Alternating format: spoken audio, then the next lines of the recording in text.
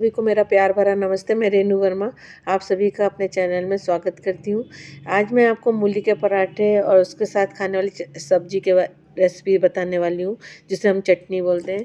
पर उसको बनाने के प्रोसेस के साथ साथ मैं मूली के गुण, सावधानियाँ, फ़ायदे, कैसे इस विश्व में मूली आई, कहाँ से आई, इसके बारे में आपको जानकारी दूँगी। मूली सरसों परिवार का एक फलदार पौधा है। मूली को इंग्लिश में रेडिश कहते हैं। मूली ऐसा पौधा है जिसको ऊपर की पत्तियां भी खाई जाती हैं और जड़ भी खाई। जड़ मूली है और पत्ती हरी हरी होती है इसकी।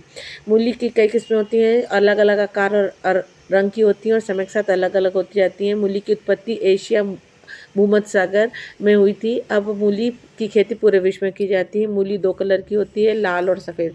ज़्यादातर सफ़ेद मूली मार्केट में मिलती है, परंतु सफ़ेद और लाल मूली में ज़्यादा अच्छे पोषक तत्व होते हैं। मूली में डाइटरी फाइबर होता है जो कि पाचन एवं गैस की समस्या को से बचाता है। मूली में विटामिन सी, डी, ए, बी और 6 पाया जाता है, जो कि इम्यूनिटी बढ़ाता है और सर्दी जुकाम जैसी बीमारियों से बचाता है। मूली में कैलोरी कम और पानी ज़्यादा होता है, जिससे वजन कम करने में हमें मदद मिलती है। अब इसके साथ साथ मैं इसकी रेसिपी भी बता रही हूँ। मैंने 2 मूली के पराठे बनाए, तो 2 मूली ली, धोया, छीला और उसको कद्दूकस कर लिया।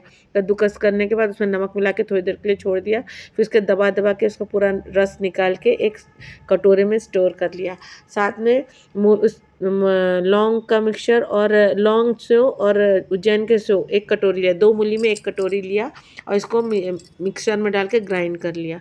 ग्राइंड किए हुए इस पाउडर को मूली के ऊपर डाला और उसके बाद लहसुन, अदरक इसको भी इमाम दस्ते में डाल के कूट के उसका पेस्ट तैयार किया। जब तक पेस्ट तैयार हो रहा है तब तक मुझे इसकी और फ़ायदे की चीज़ें बताती हूँ। मूली में potassium, calcium, magnesium, sodium, fat, carbohydrate, protein, iron, cobalamin पोषक तत्व पाए जाते हैं। मूली में ग्लाइसेमिक इंडेक्स कम होने से जो ब्लड शुगर के मरीज होते हैं उनका ब्लड शुगर लेवल भी कंट्रोल होता है। मूली में एंटीऑक्सीडेंट गुण, एंटी इन्फ्लामेटरी गुण होते हैं, जो कि पेट से जुड़ी समस्याओं के लिए फ़ायदेमंद होते हैं। आयुर्वेद में बवासीर, पाइल्स के मरीजों को मूली खाने की सलाह दी जाती है। मूली में उपस्थित पोषक तत्व सूजन, दर्द, जलन में राहत देते हैं। मूली का जो गुण होता है वो ठंडक देने वाला गुण होता है। मूली के पराठे की रेसिपी में फिर आती हूँ। इसमें पहले मिक्सचर जो नमकीन पीसी थी वो डाल दिया लौंग से और उज्जैन से। उसके ऊपर फिर धनिया पत्ती, नमक और अमचूर डाला। इसके अलावा इसमें कुछ नहीं डलता है। और अदरक लहसुन का पेस्ट डलता है, इसके अलावा कुछ नहीं डलता है। इसी से इसमें एक तरह का फ्लेवर और टेस्ट आता है जो बहुत ही अच्छा लगता है। फिर आप इसका मिक्सचर जब भी तैयार करें तो उसको हाथ से मिक्स ना करें, चम्मच से मिक्स करें। चम्मच से मिक्स करने से ये अच्छे से मिक्स हो जाता है और बाद में पानी नहीं छोड़ता है, क्योंकि मूली का एक ऐसा गुण होता है कि कितना भी दबा के रस निकालो, थोड़ी थोड़ी देर में फिर से उसमें पानी जैसा आ जाता है। और ये जो सेव और दोनों तरह के सेव का पाउडर डाला वो भी इसके मॉइस्चर को सोख लेता है। जो मूली का रस निकला था उस रस का में डो तैयार करेंगे। उसमें नमक डालेंगे और आटा अपने हिसाब से आप डालें जितना आपको पराठे बनाने हैं। मैंने 2 कटोरी आटा लिया था 2 मूली में। आपको जितना लगे उतना लीजिए और उसके ऊपर से मोयन डाल दिए थोड़ा सा तेल का। फिर इसको गीला गीला अच्छे से गूँथ लीजिए और गूँथ के थोड़ी देर के लिए रेस्ट के लिए रख दीजिए। और इसी तरह इसका जो मिक्सचर है उसको तब तक हाथ से टच मत करिए जब तक आपको पराठा नहीं बनाना, नहीं तो वापस पानी छोड़ देगा। मिक्सचर को अच्छे से चम्मच से मिक्स करके एक साइड रख लीजिए। आप एक बड़ी सी रोटी बेलिए, रोटी के चारों ओर इस मिक्सचर को फैला लीजिए और जैसे चौकोर वाले पराठा का फोल्ड करते हैं उसी तरह इसका फोल्ड करिए। जब तक ये फोल्ड हो रहा है तब तक मैं इसकी सावधानियाँ बताती हूँ। मूली ऐसे तो बहुत फ़ायदेमंद है, पर इसके खाने के समय और तरीके का ध्यान हमेशा रखना चाहिए। मूली कभी रात में नहीं खाना चाहिए, रात में खाने से गैस और कब्ज करती है। मूली को हमेशा खाली पेट भी नहीं खाना चाहिए, नाश्ते के बाद और लंच के पहले बीच का जो समय होता है उस समय खाइए, या फिर लंच और रात के डिनर के बीच का समय, मतलब सूर्योदय अस्त के पहले पहले खा लेना चाहिए। मूली को खाने के बाद बैठना नहीं चाहिए, थोड़ा वॉक करना चाहिए, टहलना चाहिए, क्योंकि मूली को पचने में ज़्यादा टाइम लगता है।